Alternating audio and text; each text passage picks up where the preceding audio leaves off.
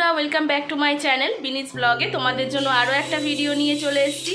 তোমরা সবাই কেমন আছো? আশা করি ভালো আছো, সুস্থ আছো। আমিও ভালো আছি। এখন বাজে সকাল 10টা আর এখন আমি ব্লগটা শুরু করছি। আর যেহেতু সকালে জলখাবারে ছেলের ভাত খাওয়া হয়ে গেছে, তাই জন্য এখন করে দিচ্ছি ডিমের পোচ। আর তোমরা জানো যে ও ডিমটা সেদ্ধ খেতে একদম পছন্দ করে না, তাই জন্য ওকে এইভাবেই আমি পোচটা করে দিই, যাতে ওর খেতে কোনো সমস্যা না হয়। আর অন্য দিনের মতো আজকেও তাই করেছি। কি বলো তো, একদমই ডিমটা যেহেতু পছন্দ করে না, তো সেজন্য আমি না অন্যভাবে জোরও করি না। কারণ অনেকবার আমি চেষ্টা করেছি যে ডিমটা সেদ্ধ করে খাওয়াবো, অমলেট করে খাওয়াবো, যেভাবে হোক খাওয়াবো, কিন্তু যতবার আমি খাইয়েছি না নিজের ইচ্ছা মতো, ততবারই আমি দেখেছি না হয় বমি করে, নয় পেটের কোনো সমস্যা হয়। তারপরে আমাকে গিয়ে ডাক্তারের কাছ থেকে ওষুধ নিয়ে এসে তারপরে গিয়ে ঠিক করতে হয়। এই জন্য এইবার ঠিক করেছি, ও যখন পোচ খেতে চাইছে, বাবা পোচই খাক।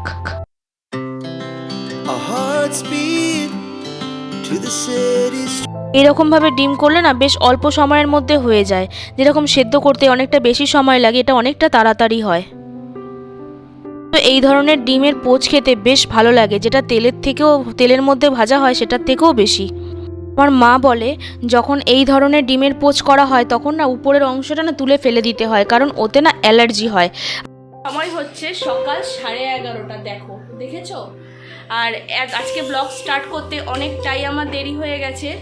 আর এখন থেকেই আমি ব্লগটা স্টার্ট করছি, আর সাথে থেকেও আমার পাশে থেকেও। এখন গরম পড়েছে, দেখেছো চুলটাকে কিভাবে টেনে বেঁধে রেখে দিয়েছি। আসল কথা, ছোট ছোট চুলগুলো যখন মুখের ওপর পড়ছে না, এত বিদঘুটে টাইপের লাগছে, মানে নিজেরই যেন অস্বস্তি হচ্ছে। আর না আমি গরমে না মানে কোনো কিছু জিনিস মানে চেন বলো, তারপরে হচ্ছে কোনো কানের বলো, কোনো কিছুই আমি রাখতে পারি না। এখন দেখছো গলার চেন খুলে দিয়েছি, কদিন পর দেখবে কানেরটাও খুলে ফেলে দেবো। সবার শীতে কাজ করতে এনার্জি থাকে না, আমার হচ্ছে গরমে কাজ করতে এনার্জি থাকে না। আর দেখো এখন চলে এসেছি সোজা রান্নাঘরে। আর রান্নাঘরে কি রান্না করতে করতে তা ভাবলাম দেখা যাক কি রান্না করি। এই জন্য সবার ফার্স্টে কি করলাম, ভাতটা আমি আগে বসিয়ে নিলাম। আর যেহেতু খুবই গরম পড়েছে, দেখতে পাচ্ছ যে এখন 40 ডিগ্রি 42 ডিগ্রি টেম্পারেচার, সেই জন্য আর না রিচ খেতে একদমই ইচ্ছা করছে না। তাই জন্য ভাবলাম যে একদম হালকাভাবে রান্না করি, ডাল আর আলু সেদ্ধ আর আরেকটা কিছু ভাজাভুজি কি ডিমের অমলেট কিছু একটা করে নেবো। আর ওদিকে ভাতটা বসিয়ে দিয়েছি, আর এদিকে বসিয়ে দিয়েছি ডালটা। আর ভাতটা হতে হতে ডালটা সেদ্ধ হয়ে যাবে।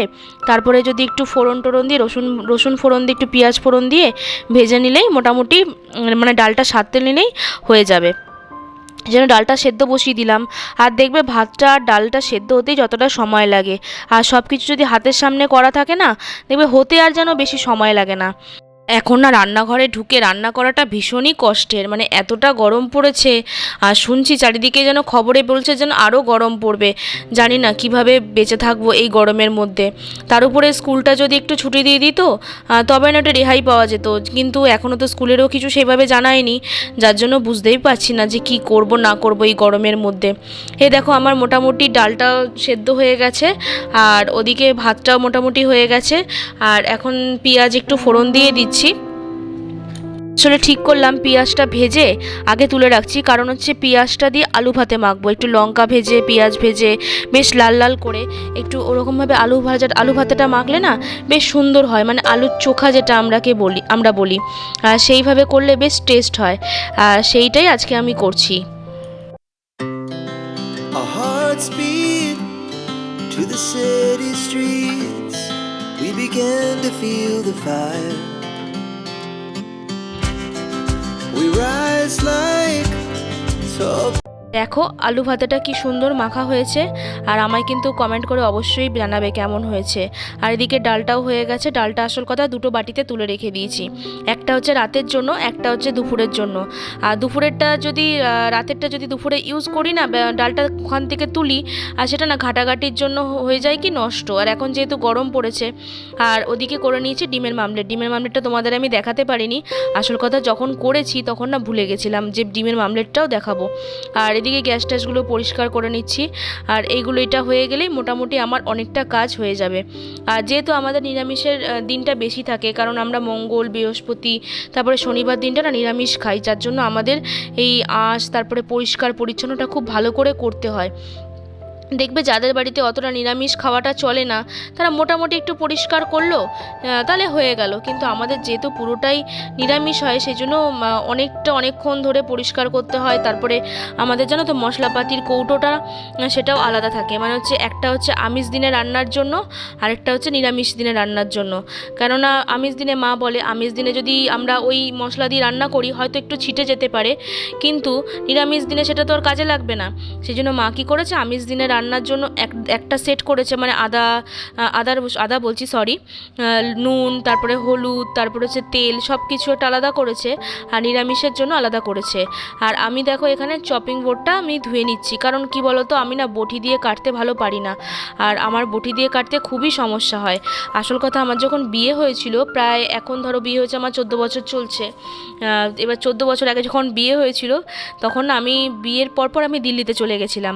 এবার তখন তো একেবারেই ফার্স্ট, রান্নার রটাও ঠিকমতো জানি না, আর তখন ওখানে সেভাবে তো বটি দিয়ে কেউ কাটাকাটিগুলো করে না, আর দেখিও নি, সবাই ওই চপার আর হচ্ছে চাকু দিয়েই সব কাটাকাটি করে, সবজি বলো যে কোনো কিছু।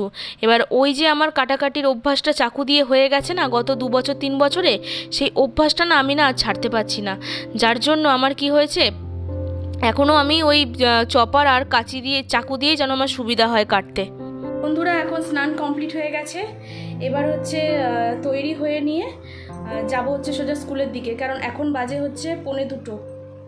হ্যাঁ, 1:45 বাজে, আমার স্কুল যেতে প্রায় 15 মিনিট সময় লাগবে। আর যেহেতু ওদের 2:30 থেকে পরীক্ষা, তোমাদেরকে তো বলেছিলাম, সেই জন্য এখন চান টান করে নিয়েছি। আর এবার সোজা ঘরে একটা ধূপকাঠি জ্বালাবো, যেহেতু আমার ঘরে তারামা আছে, দেখতে পাচ্ছ তোমরা।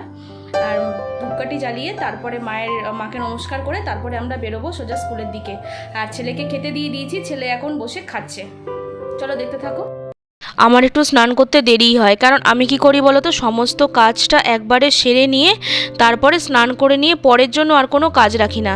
কেননা এই গরমকাল চলছে তো, এখন যদি পরের কোনো কাজ রেখে দিই না, সেটা পরে না আরও সমস্যা হয়ে যায় আমার। এর থেকে আমি কি করি, যত মানে রান্না বান্না, তারপরে হচ্ছে ঘরে পরিষ্কার, তারপরে ছেলেকে দিয়ে আসা নিয়ে আসা সব সেরে তারপরে আমি একবারে কাজগুলো সেরে তারপরে আমি স্নান করি।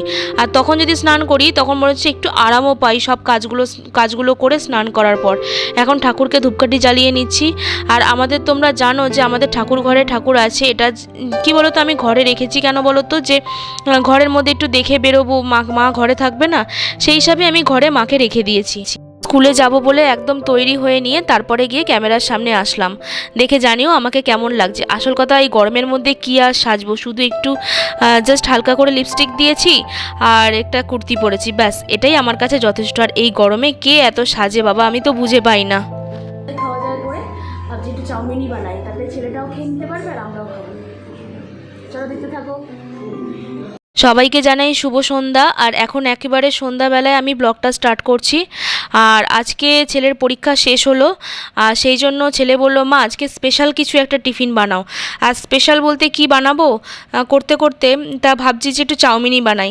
আর তোমরা জানো আমাদের বাড়িতে মানে সন্ধ্যেবেলা বেশিরভাগ সময়ই আমাদের চাউমিনটা খুবই হয়, এই জন্য ছেলের বায়নাতে আমি এখন বানালাম একটু চাউমিন। আর যেহেতু আজকে মানে আমরা না চাউমিনটা বেশিরভাগ ভেজই করি, ননভেজটা খুব কম করি, মানে ডিম দিয়ে পেঁয়াজ দিয়ে খুবই কম করি। কেননা সন্ধেবেলা সারাদিন ছেলে দৌড়াদৌড়ি করে মানে পড়া টড়া সবই গরমের মধ্যে করে, আবার তেল দিয়ে বেশি করে ডিম দিয়ে পেঁয়াজ দিয়ে রিচ খাওয়াবো, ওই জন্য কী করি একদম হালকাভাবে একদম সবজি দিয়ে করি, যাতে ওরও খেয়ে কোনো সমস্যা না হয় আর আমাদেরও যেন কোনো সমস্যা না হয়। এখন কি বলো তো গরম পড়ছে, তো এখন যতটা হালকাভাবে খাবো ততটাই আমার মনে হয় ভালো। আর আমরা কিন্তু সেইভাবেই খাই, কারণ শীতকালে আমাদের একটু রিচ খাওয়া দাওয়া হয়, কিন্তু গরমকালটা হয় একেবারে হালকা।